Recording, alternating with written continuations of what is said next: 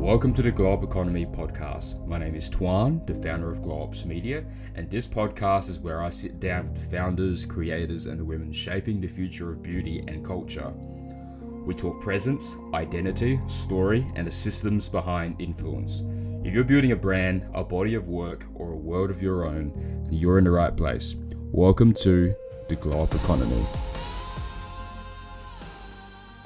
Welcome to the Global Economy podcast. My name is Tuan, the founder of Globes Media, and this is the space where we sit down with founders, creators, and women shaping the future of culture and business, not just in what they're building, but also how they live and how they show up. So I'm joined today with Sarah, who's a bodybuilder, who's a co-founder of Acacia Blends, a full-time graphic designer, as well as someone who lives for discipline, intention, and health. So great to have you with us. Thank you. Very excited to be here. A little bit nervous. Yeah. First podcast, so just keeping it chill. Awesome. Before we get into the business side of things, why don't you talk about how did it all sort of like begin, starting with your bodybuilding side? Okay, yeah. Well, I haven't always been like healthy and into fitness and all that. So if you'd asked me 10 years ago if I was going to be here and looking for like this, I wouldn't have believed you.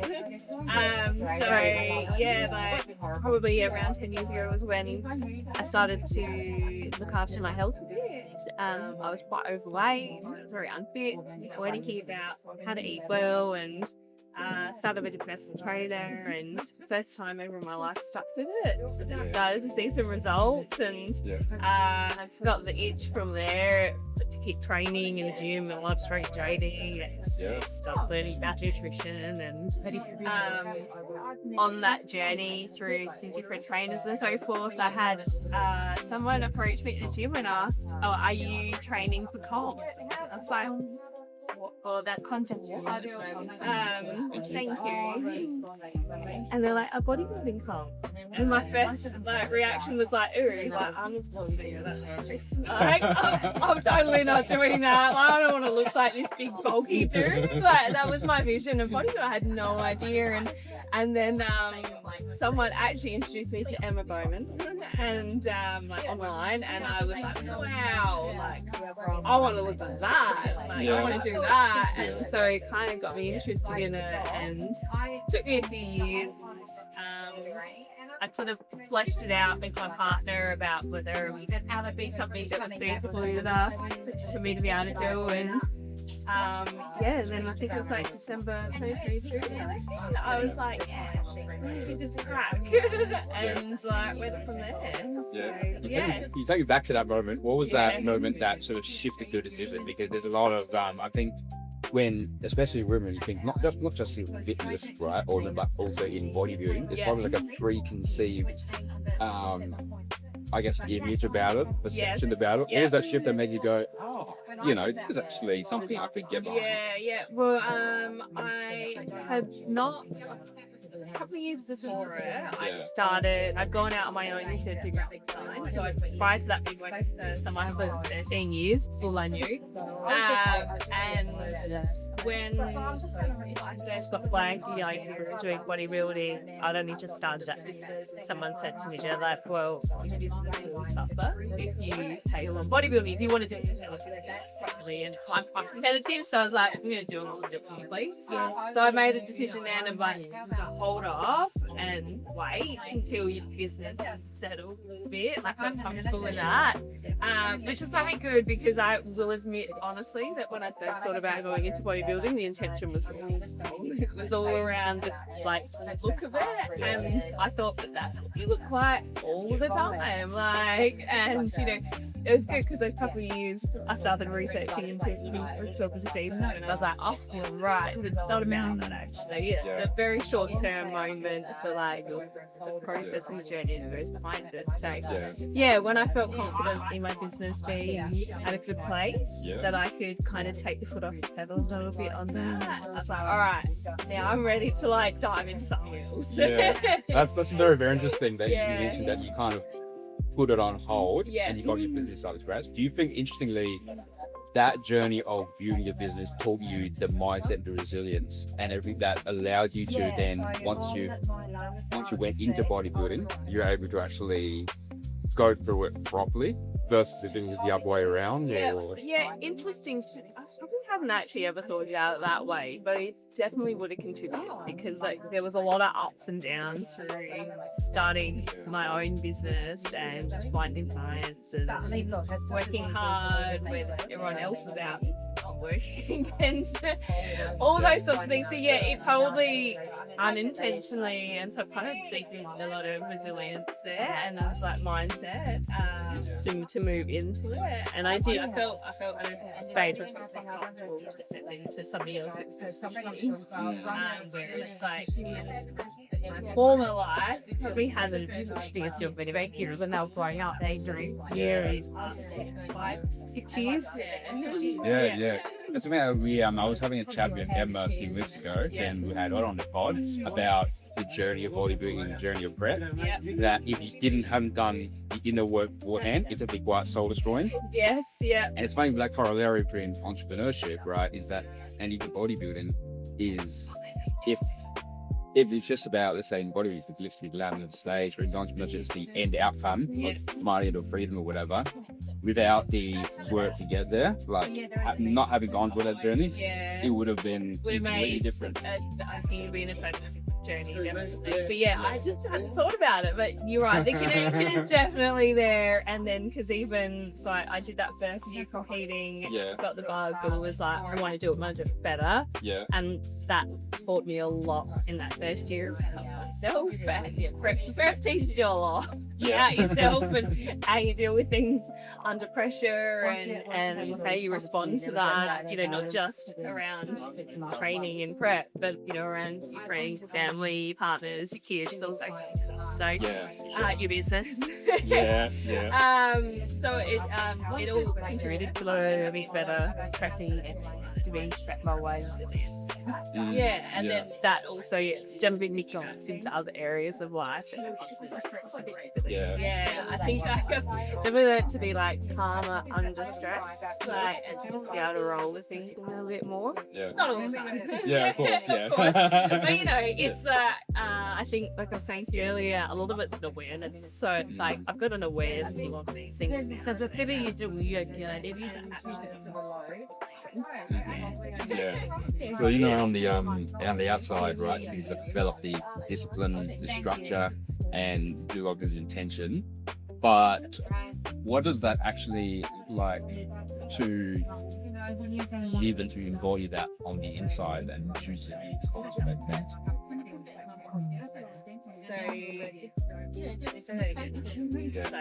What does it feel like on the inside to make that stuff? On the outside, structure. Yes, yeah. But what does it actually feel on the inside? It's tough. Like, because you're thinking about it, but I found for personally myself, and I think a lot of men as well, who thinks that bodybuilding is insane. Once you like are starting to dig and it gets tough, it always becomes like you want more. And a bit obsessive. It's like the harder it gets, the more you want to push. So I actually found like once I got into that rhythm of like understanding that, it was like not as hard as it probably seemed. I'm not saying it's not hard, it's definitely hard, but you almost like thrive on the structure and the discipline and the like pain of going through that. And I actually found coming out the other side about having to let go of some of that and balance it. So yeah, because I feel like when I was in the thick of it as well, prep and like you got to tick all the boxes and do all the things, but all this structure, and it's like everyone else around me should be on that same like path, or you know that it's like, come on, like, you know, why are you not like doing this, and why are you not at my speed, and having to like let go of that in time, like it's hard. And then once like and was finished, it's like really having to like let go of that because it creeps in really easily. and once you sort of have a taste of it, you just kind of like keep moving the goalposts, like how far you can push, right? But it's coming back to real life, tapering that down to be like to integrate back into reality. and just like take the bits of it that you need when you need it, because obviously, you know, there's times when you like you need that energy and that like drive to push hard to get something done or to do something better, but it's like I can't expect to run like that 24/7, and I can't expect the front around me to be at that pace either, should I? And it's not good for us. Yeah, It's sure. it's the sitting back and not doing anything is really hard. Yeah, that's the modern day challenge, I think. Definitely. Yeah. You come across someone who likes to be on top of things and in control. Yeah. Do you think that was always the case, or? Oh yeah, definitely. But probably in different ways. Like yeah, but I definitely liked having the control situation. I know what's going on. Yeah, and it's difficult because I've stepped more into that who I am as a person as I've gotten older. And pushed myself, you know, to learn like what do I like and who am I and where do I thrive and where do I need to improve and how do I balance all those areas in life. Yeah. I think interesting we could tie back into not just your training journey, but also in business, right? And being in relationships. Like, how does that evolution? How do you sort of like, I guess, navigate that evolution? Like, and you doing all those things. Yeah. Of like managing them all together. Okay. Well, I'm very lucky to have very supporting people and sisters. So home life was like I had support there 2027. And together kind of like, yeah, well, I just can't just stress about that, even though, you know, I'd still obviously try and be the best person I could be during that journey. And to be honest, I feel because I'd spent a lot of time building up the relationships in my business with my clients, most of them actually knew what I was doing. So they were all cheering me on from the sidelines and they had like standing where I was at. So for me, it was like just be ahead of the game by talking to them about like, hey, this is where I'm at, like, you know, and coming to manage jobs and projects around training and like how I feel. So I think for me it was around like speaking to the with people in my life about what was going on, like with me at that time, it is what I needed. And also tell you like if I'm just being a total bitch, he's good to me. And then I'll try and do something about it, or I'll just go like just to another room. I think I'm quite lucky that I had the opportunity to be able to have those conversations with work clients and and it was so important when you're aligned, especially particularly when you're building a new business, particularly one like Acacia Blends, which you're moving into there. Actually, and let's talk a little bit about that, because you've worked for yourself as a graphic designer for many years. How did Acacia Blends kind of just like, how did that sort of come about? So that was pre-bodybuilding. Okay. My partner and I were both sort of investigating different health things ourselves. Like I was learning a lot around nutrition and how like important that is like for your body and your health and how like you can feel when you're like eating well and doing all the right things, and it sort of led into like this preventative health measures like moving forward. And my partner Chris had been listening to a lot of podcasts talking about mushrooms. I consider this an American podcast, Joe Rogan in particular. And so both of us separately, strangely, had gone on this mushroom and tangent journey where we were like sort of trying lion's mane in our coffee to see if it helped me focus. And I was eating reishi and ashwagandha, which isn't a mushroom, but you know, like those sort of supplements to help you stress. And then we sort of both came together and I was like, hey, I'm using this product. It's really cool. And he's like, I'm using this one. I'm like, hold on, what the hell? Like, this is weird. And then we watched a documentary that talked about how Indian foods come from. And we were like, well, where do ours come from? Yeah, we were really keen on the source, like living areas, travel, like keen to get it over here, all that kind of stuff. So we wanted to source Australian grown. Couldn't find a supplier like that sold to retail, and then came across a producer in the Yarra Valley who sold wholesale, and we were like, well, if we want them, surely other people do. So like, we'll just give it a crack, and bought 10 kilos of mushroom powder, or 20, I think actually. And sort of our theory was, well, if it doesn't sell, we'll just use it ourselves, like between us and our friends, and that's where it actually very first started. And then we had very decent time to develop the name, like sat down over a business line and came up with the Acacia Blends, and it's gone from there. Was it long list of things? Or? I had I love to brainstorm. It's just my like graphic design background. I'm like, a big piece of paper, like let's just put out a heap of like what's important to us, why do we want these, like why do we want to share them, and just pulled like words and values from that, and then we wanted to just because that was obviously people are different, and the acacia tree is very uniquely Australian, which like if people don't know what that is, it's the wattle tree, so the yellow wattle, see it everywhere. And then this is where Chris is really good with remembering stuff, but there's a lot of meaning behind the word acacia, but I know a lot of it came around like resilience and immortality and like strength, and there's a lot of values in this tree, like symbolism behind this tree that lended itself to who we are and like the community of people we wanted to share with. And then couldn't have just acacia, like it wasn't available, so we're like acacia mushrooms, no, like acacia blends. It kind of leaves us open to create, but be creative with it. That's cool. So it kind of came from a reflection on what you guys valued, the resilience, the longevity. You mentioned the preventative part.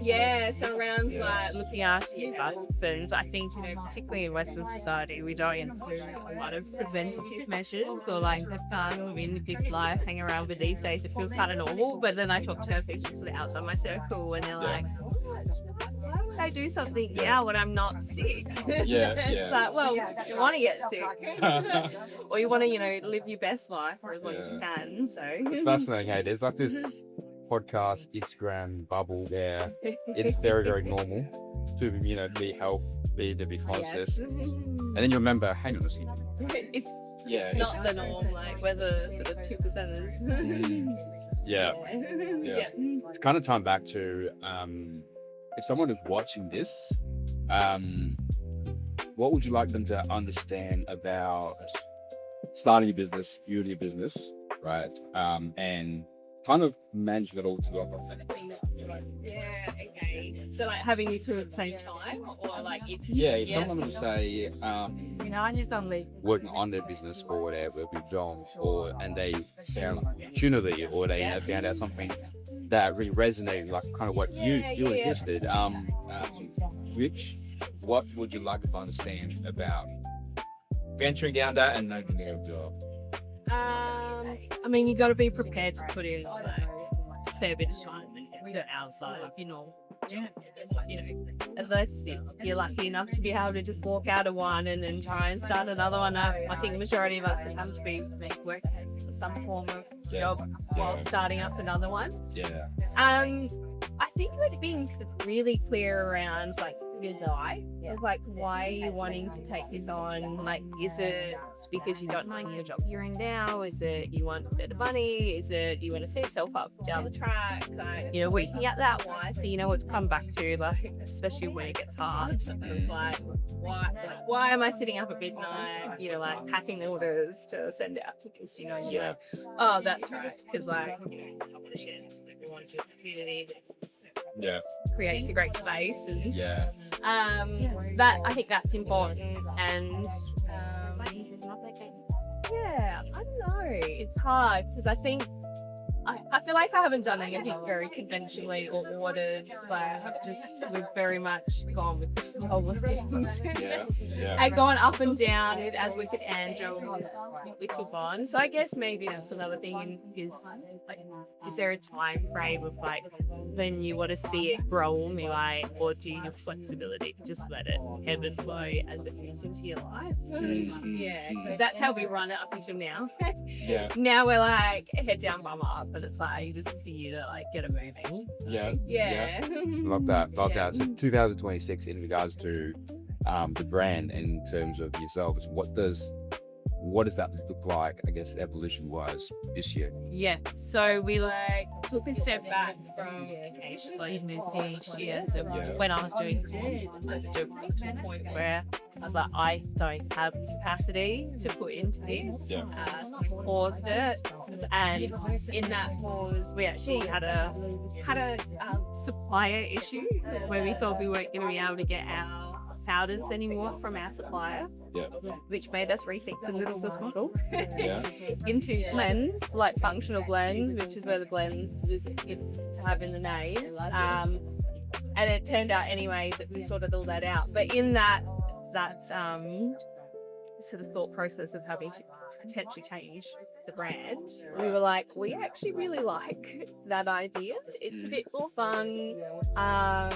It's a bit more us. Like Chris is an ex-chef. Like I'm die-hard foodie. Like food is hard for me. We're like creating like delicious blends that are functional and fun and easy to use. Like it's way more us. So it's gave us a spark to start. Not start, I guess, to like get back into the game. Reinvent. Reinvent. Yeah, that's a great word actually. It's definitely what we do because we're like, it's an opportunity to like redo our offering, to like update our products, to update our labels, to update sort of face of us. We haven't really pushed that too much yet. So that's 2026 for us is like pushing hard with like making wellness fun and like, but still and like delicious. So it's like fun and functional and delicious. But like without compromising on quality.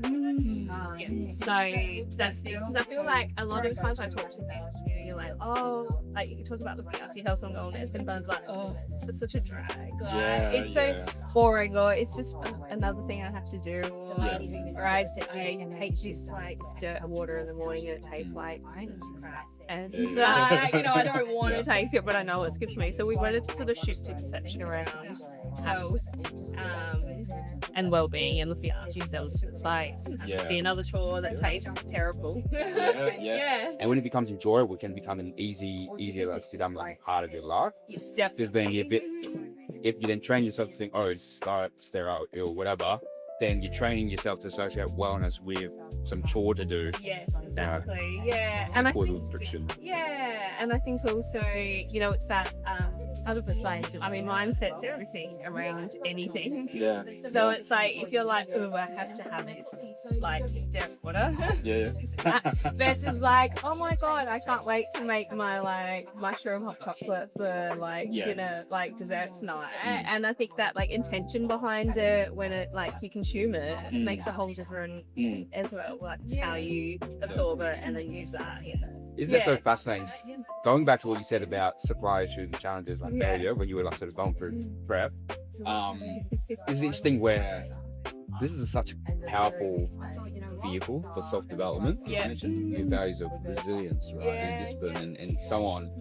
It's like from those challenges of supply, it creates like an opportunity for you to kind of like recalibrate, to reinvent, and take a step back and then move forward. And that's so fascinating. It was good actually. I'm really like, and it's funny because we always talk about it. So like, from the get-go, from the moment we placed Senjo's order, we were like, our number one concern is if you don't have this supplier, we have nothing. And so it had always kind of been there in the back of our mind because we're like, we still had no connection with anyone who was growing mushrooms like we said on a commercial scale that would sell.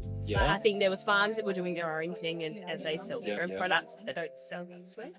So it was always there, and And then, yeah, when it came to fruition, it was kind of like, oh my God, it's actually happening. But like anything, it's like, all right, well, are we going to like give up or are we going to like just work like nut it out of things and see? And it like ended up, I feel like we're a much better like path forward now and like really excited about where we're taking it. Yeah, so you know, all these things are meant to be, right? Things that push us and that's right. The opportunities have just become the catalyst, right? And yeah. something that sort of like propels you into the next thing. Sometimes I've taken a step back, so you take that 2 steps forward. Yeah, definitely. Which is that whole like, it's like sometimes take your foot off the pedal is like so beneficial. Yeah. Rather than just like keep going like hard. Actually curious though, so how did that feel? Because, you know, you mentioned being like to be on top of things and in control, right? And for that moment, for you to take your foot off the pedal, how did that feel to do that? Yeah, I think like it's a bit scary straight up. It was a bit like, what are we gonna do? But then in the background, like I'd always been doing stuff that's very still, and I think that's when like adding a lot of these powders into the way that I cooked and I did drinks and stuff. So it was almost like it was there, like brewing on the side, but we just hadn't acknowledged it properly yet. And then it was like, all right, well, I don't know, then it almost flipped into like, and it's that like, well, we've got to dig deep and like nut it out. And it was like, oh, this is tough. It's like, we're in the thick of it now. How are we going to like dig ourselves out? Like, so yeah, it was like not great at first, but then like figuring it out ended up quite fun. And yeah, see, it's like we're all meant to. Yeah. That's the part of the journey, just the unhinged part, but that's the journey. Yeah. It's oh shit, I'm in it. Yeah, that's it. There's something wrong. Oh, yes, we get to work it out. We got to see what to do. And then, like, I mean, if you talk to my like, I say to tell you, I think every day I come over the new, like, a new idea, like, a new idea for Acacia or a new business idea. And so then it was a matter of like, now I've got these ideas and we had to like rein it in and like just start, all right, but that's just like, whoa. Like, he's the one that's very good at being like, just pause for a sec, like stop and recalibrate and think about what's going on here. And I'm like, no, just like, do it now and like, give it a go. And it's classical. Would you say you're more the visionary and he's the operator? Yeah, definitely. So and I'm like let's just go. We'll work out the logistics later. Because that's boring. So yeah, we're very good balance when it comes to that. That's always like the powerful sort of operating system, so to speak. And everybody all knows that there needs to be that integrator who's like loves the details. Right, but you need a visionary who's just spark. You know, you're just moving forward. You know, you're moving fast, you're breaking shit. Yeah, that's it. You got like it's like this pull both ways so the pendulum doesn't swing too far. It's like just like stay in the middle. You definitely need both. Zooming back out to what's something that people would be surprised to know about you, just from what you hear. Well, I think like the biggest one I get is because I realised that nothing bothers me anymore. Like university, you know, that like growing up from when I was a kid all the way through to like my 30s, I was quite overweight, and I knew nothing about non-single like you know what I thought was healthy eating, stuff healthy eating. Yes, I think that's probably my biggest thing. That's probably is the hard part, right? Where a lot of us who are into health or wellness and conscious, and I was even just chatting to a friend the other day about the ones who had every excuse in the book to get out of sports day in school is now trying to make an excuse to run despite having an injury and everything like that. Well, weirdly enough, I was like always into sports and like I love being out there and doing it. I just like didn't even know how to support that to like be healthy. I just like I ate terribly and like it's like blessed. Like I spent a lot of time with my grandma growing up, and you know, it's like if you go to your grandma's on the weekends, there's some treats. Well, I was like there every day, and like the grandma took like treated me every day, so it was just like this complete like undoing of health and knowing anything about how you really should eat on a daily basis. Yeah. This has been a great conversation. If you were to go back to earlier version of yourself, let's do prep one. If you were to go back before your bodybuilding journey, before your business journey, what's a piece of advice you give to a younger version of you, not what you know now? Knowing what I do now, that nothing's impossible, like, and to actually go out and give it a go. Because whilst like when I was younger, I always like dreamt of things like, oh, I'd love to have a cafe, or I'd love to have a business of my own, I'd love to do this, or I'd love to be skinny, like all those things. Yeah. But I never believed it was actually possible. I was just like, that's what other people do. That's not what I do. Like, so I think, like knowing that you can do it, you've empowered to do it. Just sort of like have your own drive to work out how. Yeah. And that like no one else is actually watching you as much as you think they are. Like, no way. That's a powerful one. Definitely. I think turning 40 was a big one for that. It was like a switch just flipped, and it was like, I actually don't care. No one's watching. We spend so much of the first few decades kind of just worrying and stressing and all these things. And then I guess it reaches a point where there's almost that exhale or freedom of, and it's like, oh wait, you're doing the same as what I'm doing, which is just worrying about myself. And what everyone has in common is the worrying about themselves. Exactly. worrying about me.